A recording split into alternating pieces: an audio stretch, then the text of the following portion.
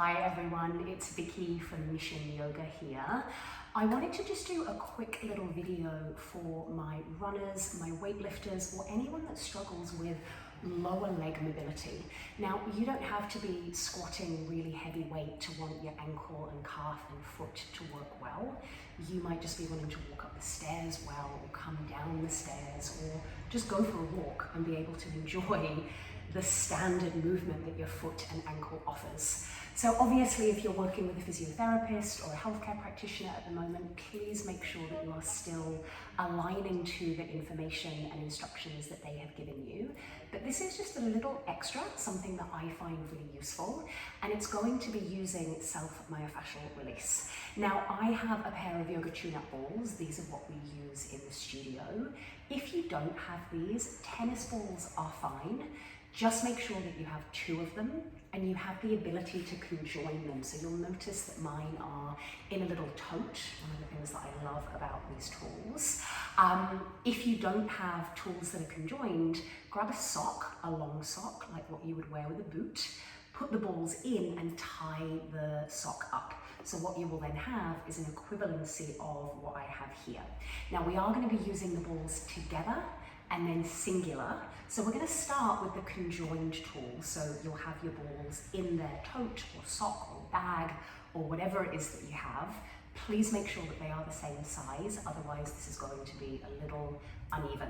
Now first, we want to work a little bit on the front of the shin. Right? There's a muscle here called the tibialis anterior, which we really want to make sure we are nourishing. We tend to do a lot of work in the back of our body for mobility, and we forget completely about the front, particularly the lower leg. Now, what we're going to do with these balls, and this goes for tennis balls too, is we're going to build a little bit of a ramp, a runway, with 2 yoga blocks, or if you have a couple of hardback books. Harry Potter books are great, they're big and chunky, dictionaries, just not a tiny little paperback. You want to have a little bit of density, and again, they are the similar size. Yoga blocks work really well. So you're going to make your ramp, you're going to take your 2 balls in their tote, and you're going to put them next to one another on top of your runway and see how my balls roll. The reason we're not doing this on the floor is you will find that your foot kind of sticks to the floor and it gets a little, it gets in the way. So what we want to do is create a little space so that you can move easily. So you're going to come into tabletop, and I want you to find the balls pretty much in the middle of your runway. Make sure that you have some length to it. And you're going to bring just underneath your knee onto the 2 balls. And then all you're going to do from here is just very mindfully roll up and down. So you'll notice that my knee is quite bent. That's what we call flexion, right? So the knee is in quite deep flexion. If that does not work for your knee, you can sit, take the balls and manually roll them up and down. I would recommend using 2 hands. It's not as effective, but it is going to give you a similar option, a similar release, if you're working with knees that do not like to come into this degree of bend. And what I would love for you to do to start is work from just below the knee to about the middle of the shin. And you're going for maybe 10, 15 pass-throughs. You could do this before a workout that had any kind of heavy ankle situations. You could do this before a run, you could do it after a run. If you have shin splints, you may want to put something soft between you and the props. Shin splints are inflammation, is diagnostics of inflammation, so you may not want to aggravate. Again, check with your healthcare practitioner on that one. And then once you've done the top half of the shin, you're going to bring the balls to the ankle, and you're going to do the same thing. Now, I would encourage you to alternate between pointing the toes and flexing the toes. So see how my toes lift up off the ground, and then they come down. So I'm actually using the foot to help navigate the balls all the way around the soft tissue and tendinous junctions of the front of the ankle. There's a lot of bony processes here too that you can feel. So you're going to go for 10 pass-throughs of the top, 10 rolls of the ankle, and then you will change sides. I'm not going to do the second side with you just for time of the video. So that in itself could be really helpful, right? But I want to offer you a little bit of space for the back of the leg as well. So for this, we are also going to use the balls in the tote. Now we're going to go behind the knee. What I want you to be mindful of is we're using 2 balls very specifically. there is a little process here on the back of the knee called the popliteal fossa, which is fun to say out loud, but it's also where there's a lot of nervine and circulatory stuff, like think blood vessels, arteries, and nerves. And what we don't want to do is put a honking great ball onto a nerve, onto an arterial process, and create something that's going to annoy the body. So with two balls, when I bring the balls behind the knee, that fossa is in the negative space in between the balls. So we're getting the tissues on either side, but we're missing that little arterial and nervine situation. So you have a couple of ways to do this. You're going to come into tabletop if your knees are comfortable. You're going to put the balls next to one another right behind the knees. So you might need to lean forward slightly and then lean back as much as is comfortable. This is where your two blocks or books could come in handy if you needed some support, or you come down onto your elbows. Some of you might be comfortable sitting all the way up. I say comfortable quite loosely, right? And then give yourself a little side to side wiggle, right? So we are cross fibering, not just the calf muscles, right? The layers of the calves, but also we're getting a little bit of hamstrings too, which I'm never mad at, right? Getting 2 for 1. Now, if your knees are like, I can't do that right now, I'm working with an injury, or like the flexion that we talked about, compressed on the ground, doesn't feel good. You're gonna lie on your back, do exactly the same thing, and then just gently, you could also put a towel here, or grab your shin, pull the shin towards you, and then just gently wiggle the hip a little side to side.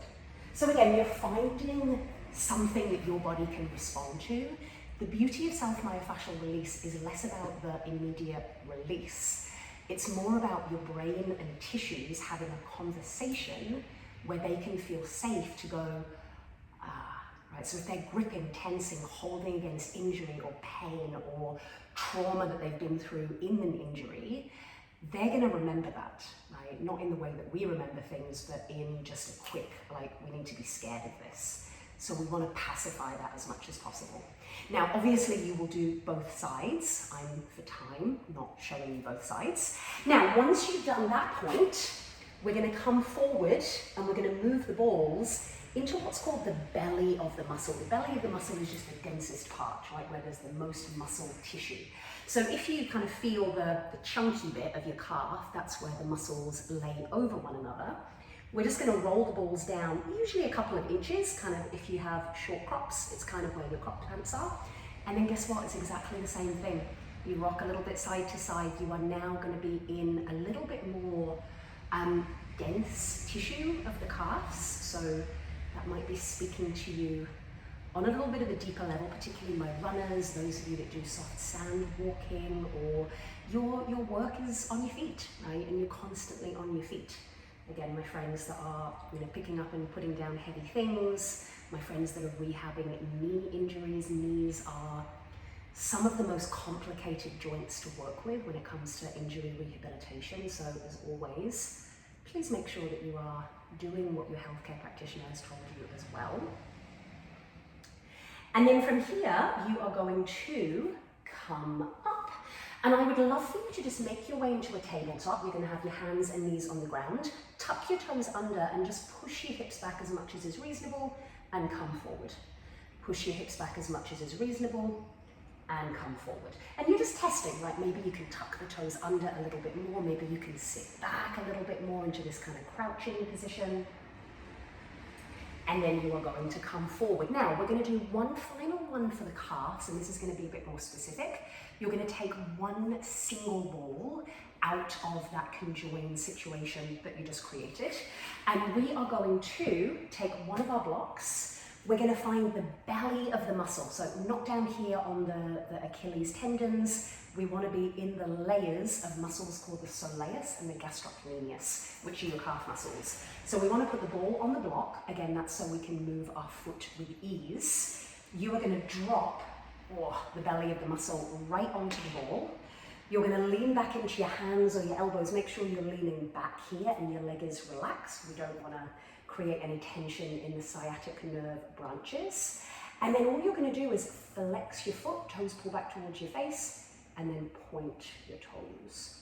And flex your foot, and point your toes. And if it helps to close your eyes here, if it helps to take a few deep belly breaths, please indulge in whatever you need. Now, you can spend a lot longer here than I'm gonna in this video. I wanted this to be kind of more of an instructional, you then go and play. But you could turn the leg out, so you get more to the outer calf and do the same thing. You could turn the leg in, do exactly the same thing. You could explore a little higher or a little lower. Remember, stay away from the back of the knee with one single ball. We don't want to go into that popliteal fossa. You could put your other foot on the ground, support yourself well in your hands, lift your bum just off the ground, relax the leg that you're rolling, and then just do a tiny little up and down. Now the trick with this one is if you flex your foot, the muscle is active, and all you're going to be doing is just like stroking the surface, which is fine, but we can get deeper if you relax the leg and then slowly roll up and down. Now this rolling technique, you could go a little bit lower conceivably. You could explore a lot more of the density of the calf. The only thing I want you to be mindful of is, again, no single ball behind the knee. Make sure that's your 2 balls. And I hope this little mini tutorial was useful. Please like and subscribe to the channel. As always, give us a comment, maybe a request for something that you would like to see in future. And I hope this helps with all of the things that your feet and lower legs are helping you with, which is more than you think. I'll see you in class soon, everyone. Thank you. Bye-bye.